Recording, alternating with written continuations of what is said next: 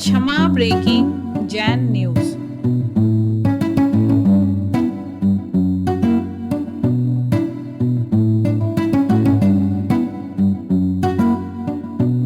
पहले नितिन जी जैन अहमदाबाद से अपना प्रश्न रख रहे हैं। नमोस्तु गुरुदेव।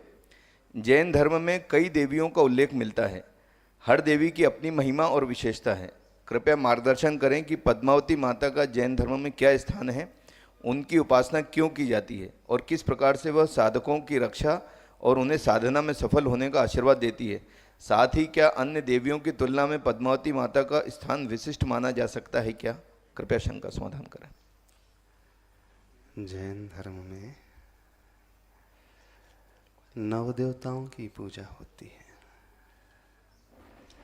पंच परमेष्टि की पूजा होती है। नव देवियों की पूजा का वर्णन कहीं पर भी जैन शास्त्रों में नहीं आया। नव देवता वो होते हैं अरिहंत, सिद्ध, आचार, उपाध्याय, साधु, जिन धर्म, जिन आगम, जिन चैत्य और जिन चैत्यालय। थोड़ा सा कंसेप्ट समझने की कोशिश करें। पूज्य वो होता है जो 18 दोषों से रहित हो जाता है, जो राग द्वेष से ऊपर उठ जाता है, जो वीत रागी हो जाता है, जिसके पास ना अस्त्र है, ना शस्त्र है, ना वस्त्र है, जिसके पास कोई आडंबर नहीं, कोई प्रदर्शन नहीं, कोई मुकुट नहीं, कोई माला नहीं, जिसके पास न अपनी अभिलाषाओं को पूर्ण करने के लिए कोई देवी है न देवता है। जहाँ अस्त्र, वस्त्र, शस्त्र, पुत्र, स्त्री, पुरुष आदि हैं, ये सांसारिक जीवों के लक्षण माने जाते हैं, सांसारिक जीवों की पहचान होती है। सांसारिक जीव जो राग और द्वेष से सहित होते हैं वे पूज्य नहीं होते कभी भी। हाँ, उनमें बड़े छोटे का थोड़ा बहुत भेद हो सकता है। तो पूज्यता अरिहंत देव में, देवादि देवों में मिलती है, सिद्ध परमेष्टि में मिलती है, और जो सम्यक दर्शन, सम्यक ज्ञान, सम्यक चारित्र तीनों का पालन कर रहे हैं, अर्थात जो रत्नत्रय से युक्त होते हैं, उस मोक्ष मार्ग की साधना में लगे हुए हैं, वे आचार्य, उपाध्याय और साधु, ये ही पूज्य होते हैं। अब जो प्रश्न किया गया है कि जैन शास्त्रों के अनुसार पद्मावती देवी का क्या उल्लेख है। हाँ, पार्श्वनाथ भगवान ने नाग नागिन के जोड़े को, युगल को नमोकार मंत्र सुनाया था। उस समय नमोकार मंत्र के प्रभाव से वे दोनों जीव मरण को प्राप्त करके देवगति को प्राप्त हुए थे, और जो नाग का जीव था वो धर्मेंद्र की पर्याय को प्राप्त हुआ था, और नागिन का जीव पद्मावती देवी की पर्याय को प्राप्त हुआ था। जब पार्श्वनाथ भगवान मुनि अवस्था में, साधना में, ध्यान में लीन थे, उस समय पूर्व भव के वैर के वशीभूत होकर के कमट के जीव ने उन पर उपसर्ग किया था। लगातार 7 दिनों तक वो उपसर्ग करता रहा, भीषण उपसर्ग करता रहा, ओले शोले पत्थर, तूफान, आंधी, अग्नि आदि की बारिश। उस उपसर्ग को निवारण करने के लिए, दूर करने के लिए, पूर्व भव के उस उपकार का बदला चुकाने के लिए धर्मेंद्र और पद्मावती देवी ने आकर के उनके उपसर्ग को दूर किया था। उपसर्ग को दूर किस प्रकार किया था? तो जुगुह नागो धरणो धराधरा विराग संध्या तड़िदम मधो यथा। आचार्य प्रवर समंतभद्र स्वामी जी ने सर्वप्रथम आज से लगभग 2000 वर्ष पूर्व स्वयंभू स्तोत्र की रचना करते समय पार्श्वनाथ भगवान की स्तुति में यह श्लोक लिखा है। उस धर्मेंद्र के जीव ने पार्श्वनाथ, मुनि अवस्था के पार्श्वनाथ भगवान को फण फैला करके ऊपर उठाया था और उस पर फण विराजित किया था। पद्मावती का उल्लेख कहीं पर भी नहीं आता है। आज भी ऐसी मूर्तियां, प्राचीन मूर्तियां मिलती हैं जहां पार्श्वनाथ भगवान तपस्या में रत हैं, धर्मेंद्र ने फण फैलाया है, ऊपर भी फण फैलाया है, और पद्मावती देवी ने छत्र लगाया। लखनादौन में एक ऐसी प्रतिमा मिलती है, और भी 2-3 जगह ऐसी प्रतिमाएं मिलती हैं जहाँ पद्मावती ने छत्र फैलाया। रही बात पद्मावती की उपासना की बात, तो पंडितों ने बहुत सारे चालीसा की रचना की है, और अर्वाचीन काल में वह देवी की उपासना का प्रारंभ हुआ। जब भट्टारकों की आदि परंपरा थी, उस समय प्रमुख रूप से बोलबाला उनका बढ़ा। अन्य जगह अन्य राजाओं का जब बोलबाला था, अन्य संप्रदाय हिंदू समाज वे देवी देवताओं की आराधना करते हैं, उसी का प्रभाव आसपास में, चूँकि राजा के प्रभाव में वे रहते थे, तो उस अपेक्षा से उनकी आराधना विशेष रूप से प्रचलित हुई है। तो देवी की कोई उपासना का वर्णन आता नहीं, इसलिए नहीं आता है क्योंकि वह भी एक सामान्य संसारी है। अब रही बात मनुष्य जाति के जो जीव होते हैं, वो किसी भी देवी देवता से बड़े होते ही हैं। वे देवी देवता सम्यक दृष्टि हो सकते हैं। अब पद्मावती धर्मेंद्र, चूँकि उन्होंने पार्श्वनाथ भगवान का उपसर दूर किया था, तो सम्यक दृष्टि थे, पर वे होते असंयमी हैं। कोई भी देवी देवता अपने जीवन में कभी ब्रह्मचर्य का पालन नहीं कर सकते, कोई भी देवी देवता कोई त्याग नहीं कर सकते, कोई दान नहीं दे सकते, इवन रात्रि भोजन आदि का भी त्याग नहीं कर सकते। वो वैक्रियक शरीर से प्रभु की आराधना करने जाते हैं, समोसरण में भक्ति करने जाते हैं, दिव्य का पान करने जाते हैं, उनका मूल शरीर जो है वहीं पर रहता है, चाहे वो सौधर्म हो, चाहे वैमानिक जाति के, भवंतर जाति के, भवनवासी के, ज्योतिष जाति के देव हों। और उस समय यदि उन्हें भूख की वेदना सताती है, तो उसी समय कंठ से अमृत झड़ जाता है। नहीं तो एक तरफ तो भगवान की भक्ति और एक तरफ भोजन मान वो आहार, उनका मानसिक आहार चलते रहता है, तो इतना भी वह संयम नहीं पालन कर सकते। अब एक मनुष्य जो प्रतिमाधारी नहीं भी है, वो भी रात्रि भोजन त्याग कर लेता है। एक अव्रती श्रावक भी अष्टमी चतुर्दशी को ब्रह्मचर्य व्रत का पालन कर लेता है। एक चांडाल भी अहिंसा धर्म का पालन कर लेता है। वो दान भी दे सकते हैं, मुनिराज को सब कुछ दे सकते हैं। देवी देवता कभी दान नहीं देते, यदि कथनचित दान दिया भी तो मुनिराज को प्रायश्चित लेना पड़ता है। तो जब हम त्याग की दृष्टि से देखते हैं, तो गुणों की दृष्टि से देखते हैं, तो मनुष्य अधिक गुणी होते हैं। और जैन धर्म में गुणों की पूजा होती, न कि व्यक्ति की पूजा होती है। हाँ, देवों देवताओं के पास एक एक्स्ट्रा फैसिलिटी होती है, शाप अनुग्रह की शक्ति होती है।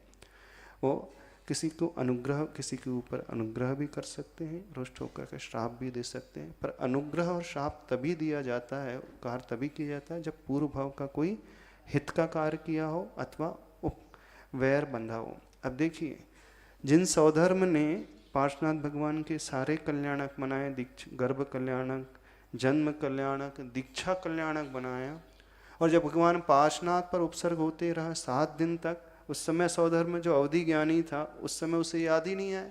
उपसर्ग दूर करने सौधर्म नहीं आया, ना सौधर्म ने अपने किसी सभा के मंत्री को, किसी सभा के देव को संकेत दिया है, जाओ पार्श्वनाथ भगवान पर उपसर्ग हो रहा, उपसर्ग दूर करके आ जाओ। वो तो अपने ही भोगों में लीन था। उपसर्ग दूर करने भी वे ही जीव आए जिनके ऊपर उपकार पार्श्वनाथ भगवान का था। तो उपकार अथवा अपकार करना, शाप देना अथवा अनुग्रह करना, ये पूर्व भाव के वैर अथवा उपकार के द्वारा होता है। तो यहाँ गुणों की आराधना, गुणों की पूजा होती है। अब कोई मनुष्य त्यागी व्रती हो जाता है, अपने व्रत को अच्छे से पालता है, तो वो देवी देवता उस मनुष्य की पूजा करने आते हैं। तो पूजा किसकी होती है? देवताओं की, देवी की पूजा होती है कि मनुष्यों की होती है? तो वो पूजा किसकी करेंगी? मनुष्यों की करेंगी, चाहे वो धर्मेंद्र हो, चाहे वो पद्मावती हो। आप कोई नियम मिले और दृढ़ता से पालन करो, तो आपके पूजन करने आएंगे, आपके गुणगान करने आएंगे। तो बड़ा कौन हुआ बताइए? वो असंयमी देवी देवता बड़े हुए कि जो संयम धारण कर रहे हैं मनुष्य, वे बड़े हुए? हम श्रावक की बात कर रहे हैं, अभी मुनि महाराज की बात ही नहीं कर रहे हैं। तो बड़े वे हुए जिन्होंने अपने जीवन में गुणों को उद्घाटित किया, त्याग तपस्या के आलम्बन लिया। तो देवी देवता भी उनकी पूजा करते हैं, बस इतना उल्लेख जैन शास्त्रों में आता है। फिर वो देवी देवता चारों निकाय में से किसी भी निकाय के क्यों ना हो, वो पूजन के अधिकारी नहीं है। अभिनय किसी का नहीं करना, बस इस बात का ध्यान रखना। हाँ, जो साधर्मी हैं, जैसे आप भगवान की भक्ति कर रहे हैं, वे भी भक्ति कर रहे हैं, इस अपेक्षा से वे साधर्मी हैं, तो साधर्मी एक दूसरे का सम्मान करते हैं, बस इतना ही है। और पूजा जो है अष्टद्रव्य आदि से तो वीतरागी प्रभु की, पंच परमेष्टि की होती है। असंयमी की पूजा कभी होती नहीं। यदि कोई असंयमी होकर के पूजा कराने लगता है तो आने वाले भवों में वो लूला लंगड़ा होकर के पैदा होता है। और भगवान के सामने, वीतरागी प्रभु के सामने कोई देवी देवता अपनी पूजा कराने लगे तो उसे नियम से दर्शन मोहनी कर्म का बंद होगा, चारित्र मोहनी कर्म का बंद होगा, घोर अभिनय का वह पालक माना जाएगा। तो सच्चा सम्यक दृष्टि जो जीव होता है, चाहे वो देव हो, चाहे मनुष्य हो, चाहे देवी हो, चाहे स्त्री हो, कभी भी प्रभु के आगे अपनी पूजा कराना पसंद करते नहीं, बल्कि वह स्वयं उनकी पूजा करते हैं। और जो उन वीतरागी भगवान की पूजा करता है तो उनकी पूजा से प्रसन्न होकर के वो उसके लिए सारे कार्य करने लगते हैं। बहुत सारे लोग तर्क देते हैं कि हाँ, हम उनकी सेवा करेंगे तो हमारे सारे कार्य बन जाएंगे। सारे कार्य बनते अपने सातावेदनी कर्म के उदय से, पुण्य कर्म के उदय से। और पुण्य कर्म का बंद होता है वीतरागी प्रभु की सच्ची आराधना करने से, अभिषेक पूजन भक्ति करने से होता है, न कि असंयमी की पूजन करने से होता है। इस अपेक्षा से अब कल से नवरात्रि शुरू हो जाएगी और भारत देश में नवरात्रि के प्रचलन बहुत है। चूँकि वो वैष्णव दर्शन में, हिंदू दर्शन में वे अपनी देवी की आराधना करते हैं और उन्हीं की देखा देखी बहुत सारे जैन श्रावक भी आराधना करने हैं। तो हमें उन सबसे जैन श्रावकों से कहना है, देखिए वो अपनी पद्धति से आराधना कर रहे हैं तो उन्हें तो करने दीजिए, लेकिन आपको तो वीतरागी प्रभु की ही आराधना पूजन करना है। और दूसरी बात, डरने की कोई आवश्यकता नहीं, भयभीत होने की कोई आवश्यकता नहीं है। हाँ, बस अभिनय किसी भी जीव की नहीं करना, इस बात का विशेष ध्यान रखना। जो श्रावक सच्चे हृदय से, दृढ़ता से अपने नियम पर डटा रहता है, देवावितस् प्रणमन्ति जस् धम्मे सयामणो, देवता भी उसकी रक्षा करते हैं। तो देवता आप लोगों की पूजा करेंगे, घबराने की कोई आवश्यकता नहीं। हम सभी को स्मरण ही है कि आचार्य श्री के कई संस्मरण ऐसे रहे हैं जिसमें सभी ने ये महसूस किया, सभी ने पाया कि गुरुदेव की वैयावृत्ति करने के लिए देवगण स्वयं आते। हाँ, एक संस्मरण आचार्य प्रवर शांति सागर महाराज जी का। जब आचार्य प्रवर शांति सागर महाराज जी शिखर जी की यात्रा की भावना रख रहे थे, प्लानिंग हो चुकी थी कि शिखर समेत शिखर जी की यात्रा करना है, तो कुछ श्रावकों ने, कुछ विद्वानों ने आकर के आचार्य शांति सागर महाराज जी से निवेदन किया, आचार्य प्रवर अभी तक हम दक्षिण में रह रहे हैं, उत्तर की ओर विहार करेंगे तो उत्तर में रहने वाले लोग जो हैं बहुत वक्र बुद्धि वाले हैं, वहाँ विधर्मियों का भी बोलबाला है, वहाँ उपसर्ग हो सकता है आपके ऊपर। दिगंबर साधुओं का विहार वहाँ होता नहीं है, अभी तक लोगों ने उस नग्न मुद्रा को देखा नहीं है। तो आप शिखर जी की यात्रा का विचार कर रहे हैं तो यात्रा करने के पूर्व ऐसा कर लीजिए कि किसी भी देवी को अथवा देवता को सिद्ध कर लें, ताकि आपकी यात्रा निर्विघ्न सानंद संपन्न हो। तो आचार्य प्रवर शांति सागर जी ने, महाराज जी ने कहा था, क्या संयमी किसी देवी देवता को सिद्ध करने के लिए उसकी पूजा करना पड़ेगा, तो क्या संयमी किसी असंयमी को नमस्कार कर सकता है? बोले आप पंडित होकर के कैसी बात कर रहे हैं? अरे वे देवी देवता तो गुरुओं की, मुनियों की सेवा करने में लगते हैं, आप मिथ्यात्व का पोषण ना करें। ये आचार्य प्रवर शांति सागर महाराज जी ने कहा था, आचार्य चक्रवर्ती ग्रंथ में ये उल्लेख आता है, प्रसंग आता है, इसे पढ़ लीजिए। तो आचार्य प्रवर शांति सागर महाराज जी भी जानते थे संयमी कौन है, असंयमी कौन है, पूज्य कौन है और अव्रति अपूज्य कौन है, वे सब जानते थे। तो भावुकता में आकर के लोग इस प्रकार के तर्क रखने लगते हैं, एक दूसरे को कहने लगते हैं और एक दूसरे से प्रभावित होकर के करने भी लगते हैं। कंसेप्ट समझने की कोशिश कीजिए, जैन धर्म में सिर्फ गुण ही पूज्य होते हैं। गुण जहाँ मिले हमें पूजा करना है, गुण नहीं मिले तो नहीं करना। वो जो रागी देसी संयम है, अस्त्र वस्त्रों शस्त्रों से संयम है, तो आपसे अधिक गुणी कहाँ से हो गया? वो कुछ त्याग नहीं कर पा रहा, तो गुणी आप अधिक हुए। तो कौन सी देवी देवता सब आपकी पूजा करेंगे कि नहीं? तब बोल देना हम ज़्यादा गुणी हैं। अब निर्णय करो पूजा कौन किसकी करेगा। एक ऐसा ही मिलता जुलता प्रश्न आकाश जी जैन अशोकनगर ने अपना निवेदित किया है। नमोस्तु महाराज जी, यदि किसी को व्यंतर देव परेशान करने लगे और वह देव ऐसा कहे कि पिछले भव में तुमने हमारे 2 लाख रुपए का नुकसान कराया था, तुम्हारी वजह से हमने आत्महत्या की थी, अब तुम अपने 2 लाख रुपए किसी नदी में ले जाकर व्यर्थ में बहा दो तो हम तुम्हें परेशान करना छोड़ देंगे। या फिर व्यंतर देव उस व्यक्ति को इसके अलावा कुछ गलत काम करने के लिए बोले तो उस देव की गलत बातों को मानना चाहिए या फिर किसी बात को नहीं मानकर केवल नमोकार मंत्र और भगवान की भक्ति करना चाहिए? पहले ये तो बताओ, ऐसा कौन सा व्यंतर आकर के बोलता है थोड़ा हमारे पास भेजना तो सही, हम थोड़ा सा उनसे चेक करना चाहते हैं। तरह तरह के कल्पनाओं का जाल बुनते रहते हो, प्रश्न उठाते रहते हो। यदि कदाचित किसी ने कहा भी है कि मैंने तुमने मुझसे पूर्व में 2 लाख लिए थे, उसके वापस करो। यदि आप वो कोई फोर्स भी कर रहा है तो ठीक है, बोल देना तुम्हारे नाम से मैं दान दे रहा हूँ मंदिर में, बस। कहीं नदी में बहाने की आवश्यकता नहीं है। बेवकूफ़ी भरी कार्य, मूर्खता के कार्य करने की कोई आवश्यकता नहीं है। यदि आपको याद आ जाए, स्मरण में आ जाए, कदाचित वह जीव मरण को प्राप्त होकर के देवगति में पहुंच गया, और आपको यदि जाति स्मरण के माध्यम से ज्ञात हो जाए अथवा किसी भी निमित्त से ऐसा ज्ञात हो जाए और आपको लगने लगा कि नहीं मैंने 2 लाख रुपए लिए तो थे, तो आपकी गलती थी, तो उसे स्वीकार करें। यदि वो देव आता भी है, वैसे तो 90% से फ्रॉड रहते हैं, कुछ आता जाता नहीं है। अभी हम यहाँ निमावर में ही विराजमान हैं और आज भूतड़ी अमावस्या थी, नर्मदा नदी के तट पे बहुत सारे लोग आते हैं, झूमते रहते हैं, रात भर झूमते रहते हैं। बोले कौन रहते हैं? बोले महिला भी झूमती है, पुरुष भी झूमते हैं। बोले देवी आ गई, सवारी आ गई, सवारी आ गई। अभी मयंक जी बैठे हैं, डिस्ट्रिक्ट कमांडर, डिस्ट्रिक्ट ये DSP के पोस्ट पे। उनसे पूछा क्यों, कितने आते हैं, कितनी सवारी आती हैं? तो वो बोल रहे थे महाराज जी सब नौटंकी चलती है, कुछ नहीं होता है, एक दूसरे को देख करके झूमे जाते हैं। जैसे ही पुलिस हम लोग सिटी बजाते वो भाग जाता है। तो बोले देव पुलिस की सिटी से भाग जाता है? बोले हाँ, पुलिस की सिटी सुन करके भाग जाता है। बोले वो तो बोले ये सब नाटक के अलावा कुछ नहीं है। एक्सेप्शनल केसेस वेरी रेयर होते हैं। तो जितना भी है ये बहुत कुछ तो मन का वहम होता है। अब मन की धारणा होती है, उसके अनुसार व्यक्ति एक दूसरे को देख करके भावना बना लेने लगता है। हिस्टीरिया का एक रोग होता है। जो मन से कमजोर होता है वो वैसा सोचने लगता है तो उसे वैसे दिखने लगता है। हाँ, कोई व्यक्ति हंस रहा है दूर से तो देखो उसे देव आ गया है, वो मेरे कार को देख करके हंस रहा है, बस वही झूमने लगता है उसके भीतर। तो ऐसा कुछ नहीं होता है। सम्यक दृष्टि बनो, दृढ़ श्रद्धानी बनो, और सम्यक दृष्टि जीव जो है भयों से ऊपर उठता है, ऊपर उठा हुआ होता है, घबराता नहीं है। सच्चे देव भगवान की, देवादि देव की आराधना करो। किसी भी प्रकार की मूर्ताओं से अपने आप को बचाने की कोशिश करो। मूर्ता वह कहलाती है मूर्खता भरे कार्य। मूर्खता क्या कहलाता है?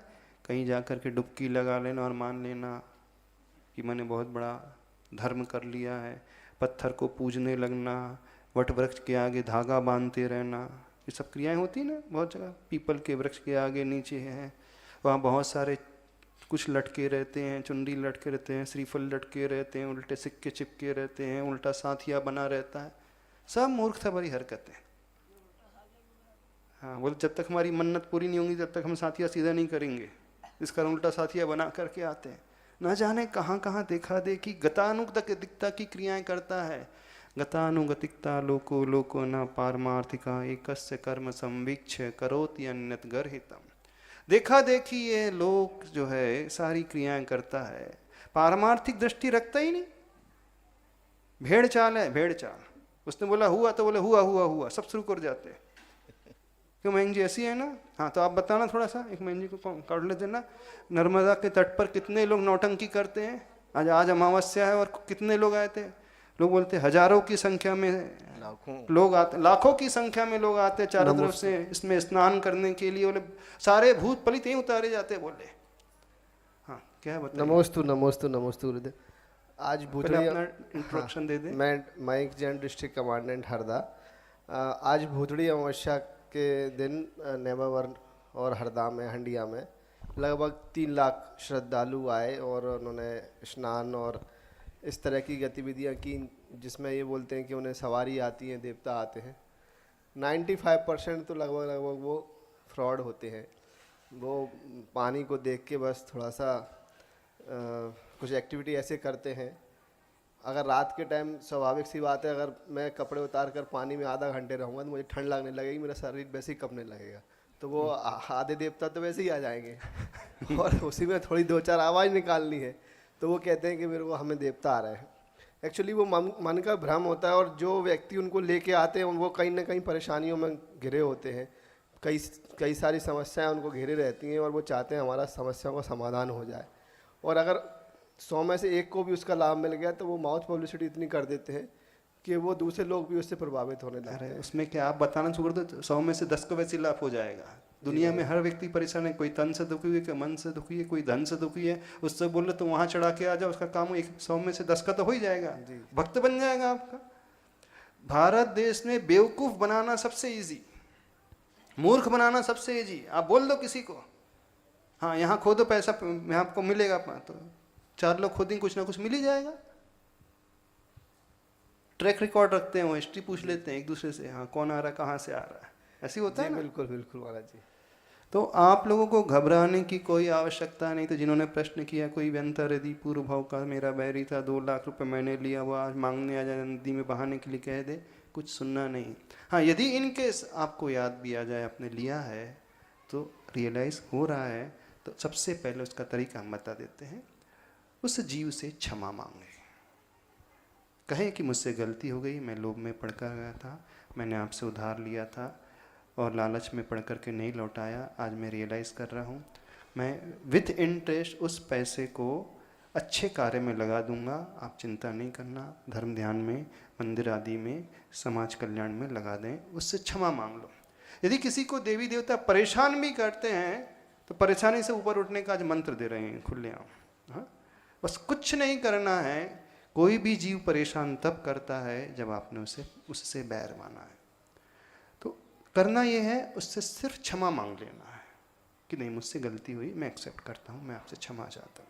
जैसे लोक व्यवहार में आप दूसरे से क्षमा मांगते हैं कि नहीं। कट्टर से कट्टर शत्रु भी है, यदि उसके पास जाकर के आप क्षमा मांग लो, कहो कि नहीं मुझसे बहुत बड़ी मिस्टेक हो गई, अहंकार से भर करके, क्रोध से भर करके मैं अपने आप को संभाल नहीं पाया उस समय, मुझे क्षमा कर दो, तो बहुत ज़्यादा गुस्सा तो एकदम शांत हो जाता है। तो वो देवता लोग भी जिनका क्रोध बहुत उबलता हुआ होता है, जब कोई क्षमा मांग करके उनकी शरण में आता है तो वो प्रसन्न हो जाता है। तो उनसे क्षमा मांगे। दूसरा उनसे कहे जो धन आदि मैंने लिया है तो उस धन का मैं सदुपयोग करूँगा, दया आदि धर्म में अच्छे कार्य में लगाऊंगा और आपकी तरफ से लगाऊंगा, बोल करके लगाऊंगा। तो बहुत सारे प्रॉब्लम ऐसे ही सॉल्व हो जाएंगे। जो आपको परेशान कर रहा है वो चला जाएगा, कुछ नहीं करना। और जिसके पास नमोकार मंत्र की शक्ति है, नमोकार मंत्र पर श्रद्धा है, वो 9 बार अच्छे हृदय के भावों से भर करके नमोकार मंत्र पढ़ ले तो बड़ी बड़ी अला बला वैसी दूर हो जाएंगी। चिंता नहीं करना। जय आशीर्वाद।